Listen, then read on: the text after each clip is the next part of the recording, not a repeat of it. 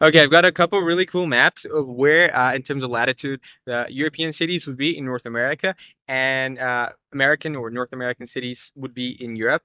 If we start with European cities equivalents in North America, so Madrid would be around like between Oregon, Nevada, and California, that sort of border there, which is, well, a much colder in North America, in my opinion, than in Spain. What else? Athens would be right in the middle of, I think, near Nashville. Athens would be, yeah, pretty much near Nashville. Budapest would be near the border of the U.S., between the U.S. and Canada in, where is that? Yeah, in Minnesota, I think. Munich would be to the west of that, but around the same latitude. Berlin would be like solidly within like Alberta.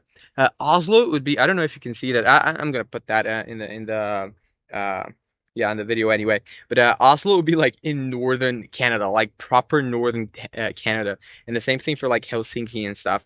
And then if we take some North American cities and we compare them to yeah, like Europe and Africa. So LA, Phoenix, San Diego, and Houston would all be in Africa, actually. Like that's how south they would be. Houston would be solidly in Egypt. Denver would be near Sicily, so definitely a little bit of a different kind of weather, don't you think? And even Calgary in Canada, which is known for being like a solid cold city, doesn't go even further north than like halfway through Germany, and it's pretty much the same as like Belgium, Netherlands, and London. So yeah, definitely there's a lot further north to go. Yellowknife, really cold city, would be around a little lower than the middle of Norway. And even Winnipeg would actually be in Ukraine. It would be still like far from like Russia, Belarus, all of the Baltics and all that. So yeah, Atlanta would be around the same latitude as Israel, I think. And then yeah, New York, Boston, Washington, Montreal, Ottawa, they would all be in the same latitude as like central Italy to northern Italy. So it's amazing how different all those cities' climates make us think that they are. Like so, to me, like New York would be at least as further north as like London, and in terms of like of climate, more realistically, even further north than London. But it's actually to the south of Rome. It's amazing. It's a very interesting scenario, let's call it that. And it goes to show, one thing I've talked about in many videos before is how there's a reason for North Americans to be extreme. The climate and the geography in North America kind of like births uh, extremism, I think. So, for example, the hottest place in the world is in North America. Some of the coldest places in the world are in North America.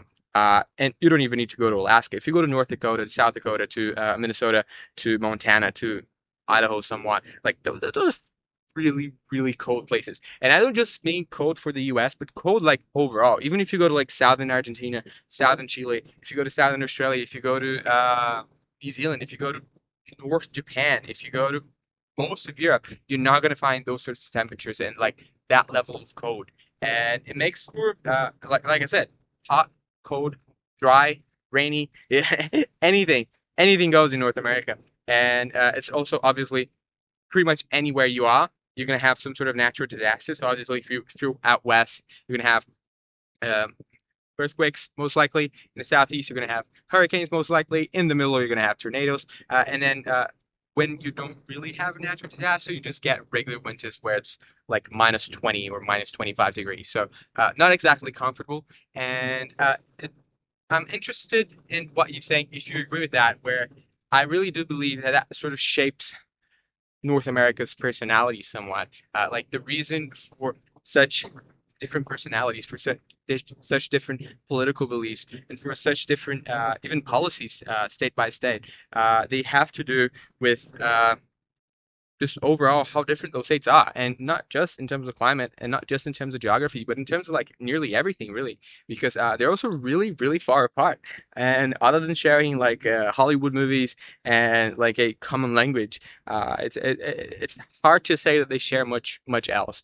So yeah, I'd like to see what you guys think, and you can just comment down below. I've been making some shorter videos now. See how it goes, and I'll see you guys later.